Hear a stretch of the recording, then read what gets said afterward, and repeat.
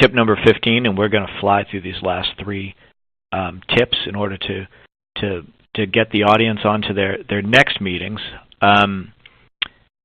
Number 15, techs are your feet on the ground. Mark, integration firm technicians, they're the ones who are actually representing, the folks who are deploying the systems, designing the systems. They're the ones who are there with their feet on the ground.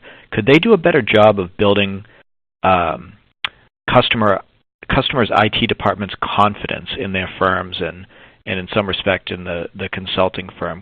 Are there things that they could be doing on the ground that they aren't? Before they even get to site, they should be getting familiar with Wireshark. They should be testing in the shop.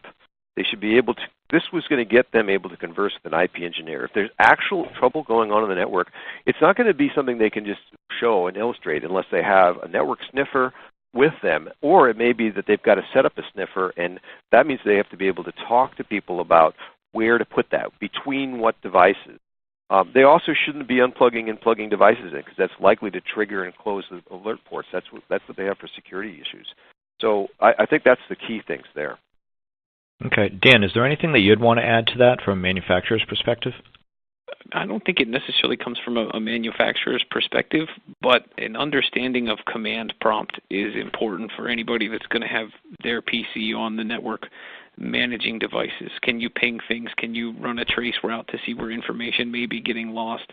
I mean, we don't go a single installation or commissioning where we are not running some sort of command prompt type of commands and configurations using command prompt. And the other thing about that is you have to know what device you're taking out, because the command prompt commands are different on a Mac than they are on a Windows-based machine. So you definitely want to know some command prompt if you're going out in the field to install IT equipment.